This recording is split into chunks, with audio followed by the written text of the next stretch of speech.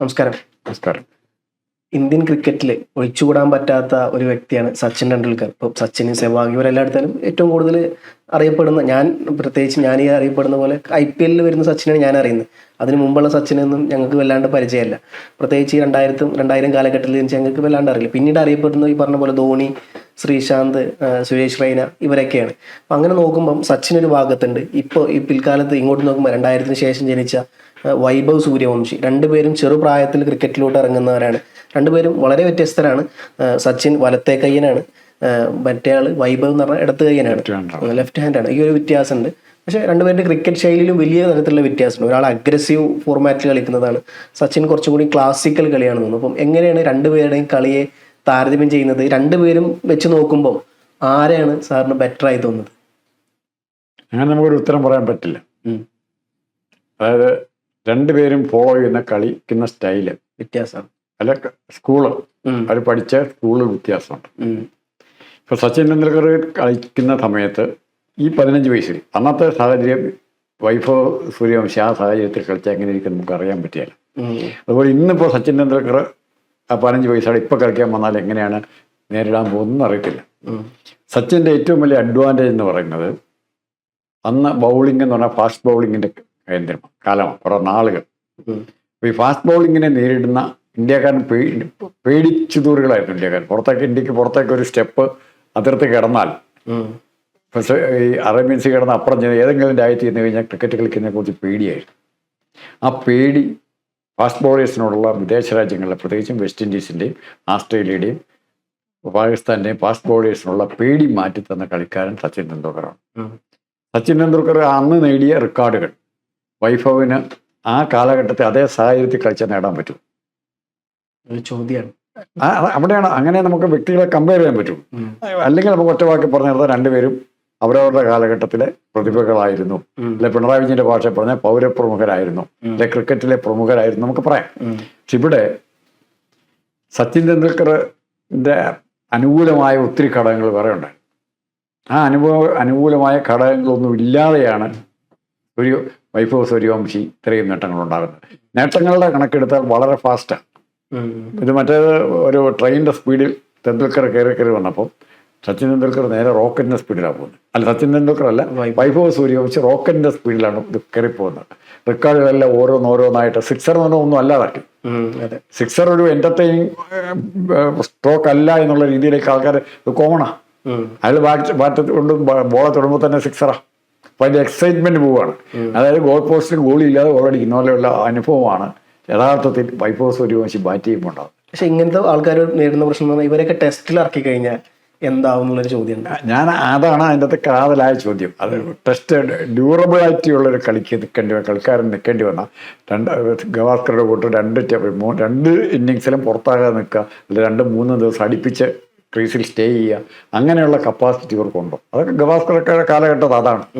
എത്ര വലിയ strong bowlers ആണെങ്കിൽ പോലും അവർക്ക് ഇവരെ പുറത്താക്കാൻ പറ്റില്ല. അങ്ങനെ 2 ബാറ്റ്സ്മാന്മാരുണ്ടായിരുന്നുള്ളൂ, പുറത്താക്കാൻ പറ്റില്ല. അവർ റണ്ണടിക്കുക, അത് വേറെ കാര്യം. പക്ഷെ പുറത്താക്കാൻ പറ്റാത്ത ഇംഗ്ലണ്ടിൻ്റെ ജെഫ് ബോയ്ക്കൂട്ടും ഇന്ത്യയുടെ സുനിൽ ഗവാസ്കറുമായിരുന്നു. അപ്പം ആ സ്റ്റൈലിൽ നിന്ന് പിന്നെയാണ് ടെണ്ടുൽക്കറിൻ്റെ സ്റ്റൈലിലേക്ക് വരും. പിന്നെ കുറേ കൂടെ അഗ്രസീവായിട്ട് കളിച്ചിട്ട് ഗവാസ്കറിൻ്റെ ബ്രദറിലോ കൂടിയായ GR വിശ്വനാഥ്, അങ്ങനെ അന്നും പ്രഗത്ഭരുണ്ട്, ആ കാലഘട്ടത്തിൻ്റെ പ്രഗത്ഭരുണ്ടായിരുന്നു. അത് കഴിഞ്ഞിട്ട് പിന്നെ കുറേ നാൾ ധോണി വന്നു, സെവാഗ് വന്നു, താങ്കൾ വന്ന റെയ്ന വന്നു. അങ്ങനെ ഏറ്റവും അതിനെക്കിടക്ക് നമ്മൾ മറന്നു പോകുന്ന ചില പേരുകളുണ്ട്. യുവരാജ് സിംഗിൻ്റെ പേര് മറന്നു. അല്ല, വൈഭവ് സൂര്യവംശി യുവരാജ് സിംഗിനോട് കമ്പയർ ചെയ്ത്, യുവരാജ് സിംഗ് പ്രായം കൂടിക്കഴിഞ്ഞപ്പോൾ പോലും അത് 6 സിക്സർ അടിക്കുക ആദ്യം. ക്യാൻസർ ഉണ്ടാകുന്ന അതിനെ പോലും പേടിക്കാതെ അടിച്ച പാർട്ടിയാണ്. അപ്പം അങ്ങനെ ഒത്തിരി പ്രഗത്ഭരും പ്രതിഭകളും വന്നിട്ട് പോകും. ഇദ്ദേഹത്തിൻ്റെ ഈ ഒരു വർഷത്തെ പെർഫോമൻസ് ആണ് നമ്മൾ എടുക്കുന്നെങ്കിൽ നമ്മൾ വൈഭവ് സൂര്യവംശിയെക്കുറിച്ചാണ് പറയാൻ പോകുന്നത്. ടെണ്ടുൽക്കറുടെ പശ്ചാത്തലത്തിലാണ്, സാഹചര്യത്തിലല്ല, പശ്ചാത്തലത്തിൽ, കുടുംബ പശ്ചാത്തലം, വിദ്യാഭ്യാസ പശ്ചാത്തലം, കൂടെ കളിച്ചവരുടെ പശ്ചാത്തലം, ഏറ്റവും പ്രധാനപ്പെട്ട കൂടെയുള്ള ടീംമേറ്റ്സിൻ്റെ പശ്ചാത്തലമാണ്. പരസ്പരം വാശിക്ക് പോരടിച്ച് കളിക്കുന്ന ടീംമേറ്റ്സ് ആണെങ്കിൽ രണ്ടു കൂട്ടർ ഇമ്പ്രൂവ് ചെയ്യും. ഒരാൾ മോശമാണ് ഇല്ല. എത്ര പ്രഗത്ഭരാണെങ്കിലും ഇപ്പോൾ വൈഭവ് സൂര്യവംശി നല്ലൊരു സ്ട്രോങ് ഓപ്പണറുടെ കൂടെയാണ്, സെവാഗിൻ്റെ കൂടെ, അതുപോലെ കരുത്തന്മാരുടെ കൂടെയാണ് ഓപ്പൺ ചെയ്യുന്നതെങ്കിൽ, രോഹിത് ശർമ്മയുടെ കൂടെ ഓപ്പൺ ചെയ്യുന്നെങ്കിൽ ഇയാൾ അതിലും ഭംഗിയായിട്ട് കളിക്കാൻ പറ്റും. എന്നാൽ അപ്പുറത്തെ എൻഡിൽ, സെക്കൻഡ് എൻഡിൽ നിൽക്കുന്ന ആളിനെ നമ്മളെ ഗൈഡ് ചെയ്യാനും കുറവുകൾ പറഞ്ഞു തരാൻ പറ്റുന്ന സീനിയർ പ്ലെയർ ആണെങ്കിൽ ഉണ്ടാകുന്ന കഴിവ് വേറെയാണ്. ശരി. വൈഭവ് ഒറ്റയ്ക്കാണ്. ജയ്സോൾ ഉണ്ട്, കളിച്ചു വരുന്നേ ഉള്ളൂ. ജയ്സോൾ ഇറക്കാതെ കാറ്റഗറിയിൽപ്പെട്ട ആളാ, പുതിയ ആളാ. മറിച്ച് അങ്ങനെയല്ല, തെണ്ടുൽക്കറിന് കളിക്കാൻ വരുമ്പോൾ ഗവാസ്കർ, കപിൽ ദേവ് അങ്ങനെയുള്ള പ്രധാനപ്പെട്ട ആൾക്കാരുടെ ശിക്ഷണത്തിലാണ് ഇങ്ങനെ വരുന്നത്. അവരാണ് ഗൈഡ് ചെയ്യുന്നത്. ഇവർക്കതില്ല. വൈഭവ് സൂര്യവംശിക്ക് ആരെങ്കിലും ഉണ്ടോ? ഒരു കാലഘട്ടത്തിന്റെ വ്യത്യാസം. അതാണ് കാലഘട്ടത്തിന്റെ വ്യത്യാസം. അപ്പം ഈ വൈഭവ് സൂര്യവംശി നമുക്ക് വിലയിരുത്താറായിട്ടില്ല. മീഡിയ പറഞ്ഞ് സഞ്ജു സാംസണെയൊക്കെ നശിപ്പിക്കാതിരുന്നാൽ മതി. ശ്രീശാന്തിനെ മീഡിയ ഹോസ്റ്റയിലായിരുന്നു ആദ്യം തൊട്ടേ. ശ്രീശാന്തിനെ IPL കോഴയെ ബന്ധപ്പെട്ട പിന്നീടല്ലേ അല്ല, ഇതിൻ്റെ അകത്തൊക്കെ ഈ ഹൈ പിച്ച് ലേലത്തിൽ മുഴുവൻ IPL ലേലം എന്ന് പറയുന്ന കോഴ തന്നെയാണ്. ടാക്സ് വെട്ടിയത്, അങ്ങനെ പല ഘടകങ്ങളുണ്ട്. ആ വിഷയങ്ങളിലേക്ക് നമ്മൾ പോകേണ്ട ആവശ്യമില്ല. സ്പോർട്സുമായിട്ട് ബന്ധപ്പെടാത്തതാണ്. പന്തയം വെപ്പ് ഇപ്പോഴും ഉണ്ട്. ഇത്തവണത്തെ IPL നെറ്റ് പന്തയം വെച്ച് പിടിച്ചത് ഇഷ്ടംപോലെ പിടിച്ചിട്ടുണ്ട്. ബെറ്റ് ചെയ്യുന്നവരെ ബെറ്റ് ചെയ്യുന്ന ഇത്രാമത്തെ പുറത്താകും. പക്ഷെ അതിൻ്റെ ചില ന്യായങ്ങൾ ഈ ബെറ്റിൻ്റെ തീർക്കെതിരാണ്. ഇത്ര റൺ എടുക്കുമ്പോൾ ഞാൻ പുറത്താകുമെന്ന് പറയാൻ പറ്റില്ല. ആ ക്യാച്ച് ഫീൽഡർ ഡ്രോപ്പ് ചെയ്താൽ അവനും കാശ് മേടിച്ചിട്ട് ഞാൻ 25 റൺസിനുള്ളിൽ പുറത്താകുമെന്ന് പറയും. അതിനുവേണ്ടി ഞാൻ ലൂസ് ബോൾ അടിച്ച് അവരുടെ കയ്യിലേക്ക് കൊടുക്കുകയാണ്. ആ ഫീൽഡർ അവർ ഡ്രോപ്പ് ചെയ്താൽ എങ്ങനെയില്ല, കാശ് പോയോ ഇല്ലയോ പന്തയം വെച്ചിട്ട്. 25 റണ്ണിൽ പുറത്താകുമെന്ന് പന്തയം വെച്ചിരിക്കുന്ന വേറെ വലിയ ചെറിയ പന്തയമൊന്നും അല്ലല്ലോ. അപ്പം ഇപ്പുറത്തെ ഒരു ഫീൽഡർക്ക് കാശ് കൊടുത്താൽ മതി. അവനത് തീർന്നില്ല. അങ്ങനെയാണ് ഇതിൻ്റെ അകത്ത് ചതിയുടെ അപ്പുറത്തെ. അത് നമ്മളിപ്പോൾ നമ്മുടെ വിഷയമല്ല. എന്നാൽ പോലും നമുക്ക് ആസ്വദിക്കാൻ പറ്റുന്ന ക്രിക്കറ്റിലേക്ക് വീണ്ടും ആൾക്കാരുടെ ഇപ്പോൾ പതുക്കെ ആൾക്കാരുടെ ശ്രദ്ധ ധോണിയും കൂടെ ഇല്ലാതായതോടുകൂടി രോഹിത് ശർമ്മ പോയി, പിന്നെ മിച്ചം നിൽക്കുന്ന കോഹ്ലിയാണ്. അതിൻ്റെ ഞാൻ കോഹ്ലിയെ പറ്റി പറഞ്ഞതിൻ്റെ കാര്യം, വൈഭവ് സൂര്യവംശി എന്താണോ അതുപോലെ തന്നെ അതിൻ്റെ ഓപ്പോസിറ്റ് ഡയറക്ഷനിലാണ് കോഹ്ലി നിൽക്കുന്നത്. പ്രായം പ്രശ്നമല്ല, 15 വയസ്സ് പ്രശ്നമല്ല. 15 വയസ്സും 37-38 വയസ്സായിട്ടും കോഹ്ലി കളിക്കുകയാണ്. നമ്പർ 1 തന്നെയാണ് ഇപ്പോഴും, ഇല്ലേ? ആ കാറ്റഗറി നോക്കുമ്പോൾ കോഹ്ലി നമ്പർ 1ആണ്. അപ്പം അങ്ങനെ നാളെ വരാൻ പോകുന്ന വൈഭവ് സൂര്യവംശി നമുക്ക് അസസ് ചെയ്യാൻ പറ്റാം. ഏറ്റവും പിന്നോക്കം നിൽക്കുന്ന സ്റ്റേറ്റിൽ നിന്നും അവിടുത്തെ ഏറ്റവും പിന്നോക്കം നിൽക്കുന്ന ജില്ലയിൽ നിന്നാണ് വൈഭവ് സൂര്യവംശി വന്നത്. ബീഹാറുകാരനാണ്, സമസ്തിപൂരുകാരനാണ്. അവിടുത്തെ ഏറ്റവും പിന്നോക്കം നിൽക്കുന്ന സ്ഥലമാണ് സമസ്തിപൂർ.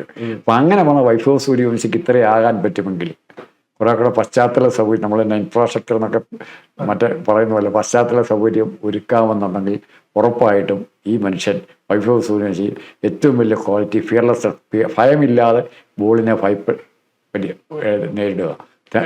ഇയാൾ ഗവാസ്കർ എങ്ങനെയായിരുന്നു?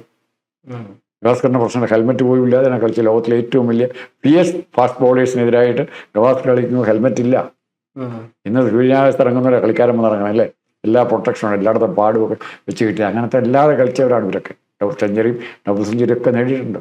അപ്പോൾ ഓരോന്നും കാലഘട്ടത്തിൻ്റെ പശ്ചാത്തലത്തിൽ വിലയിരുത്തി മാത്രമേ പറ്റുള്ളൂ. പക്ഷേ ആസ് ഓൺ ഡേറ്റ് ഇപ്പോൾ നമുക്ക് പറയാൻ പറ്റും വൈഭവ് സൂര്യവംശി സാധാരണഗതിയിൽ മറ്റ് ഒരു ബൗളറുടെയും കൊക്കിൽ ഒതുങ്ങുന്ന താരമല്ല എന്നിപ്പോൾ പറയാൻ പറ്റും. സൂര്യവംശിയെക്കുറിച്ചും തെണ്ടുൽക്കറിനെ കുറിച്ചും പറയുമ്പോൾ ഒരാളുടെ വീഡിയോ ഒരാളെ കുറിച്ചുകൂടി പരാമർശനം നടത്താതെ പോയി കഴിഞ്ഞാൽ ഈ വീഡിയോ കംപ്ലീറ്റ് ആകില്ല, അപൂർണമായിരിക്കും. മറ്റാരുമല്ല, തെണ്ടുൽക്കറുടെ കൂടെ ഒപ്പം കളിക്കാൻ ബാറ്റേന്തി ഗ്രൗണ്ടിലേക്ക് വന്ന ഗാലറികളെ ഹരം കൊള്ളിച്ചിരുന്ന മറ്റൊരു കളിക്കാരനുണ്ടായിരുന്നു. തെണ്ടുൽക്കറുടെ അതേ സ്കൂളിൽ പഠിച്ച് അതേ ഗുരുവിൻ്റെ ശിഷ്യത്വം നേടിയ വിനോദ് കാംബ്ലി. പക്ഷേ ദൗർഭാഗ്യം വേട്ടയാടാൻ തൻ്റെ കരിയർ അവസാനിപ്പിക്കേണ്ട ആളാണ്. ഒരുപക്ഷെ തെണ്ടുൽക്കറിനേക്കാൾ കൂടുതൽ ആ കാലഘട്ടത്തിൽ തുടക്കത്തിൽ മുമ്പിൽ നിന്ന് കളിച്ചിരുന്നത് വിനോദ് കാംബ്ലിയാണ്. ഒരു ലോകകപ്പിലുണ്ടായ അനിഷ്ട സംഭവങ്ങൾ, ഇദ്ദേഹത്തിന് കളി ജയിപ്പിക്കാതിരുന്ന ബോധ്യമുണ്ടായപ്പോഴും ഇന്ത്യ കളിയിൽ നിന്ന് മാറുകയാണ് ചെയ്തത്. അത് ദൗർഭാഗ്യകരമായ സംഭവമാണ്. ശ്രീലങ്ക ഇന്ത്യയായിട്ടുള്ള മത്സരത്തിൽ കൽക്കട്ട വെച്ചുകൊണ്ടെന്നാണ്. ആ സംഭവം അദ്ദേഹത്തിൻ്റെ കരിയർ തകർത്തു.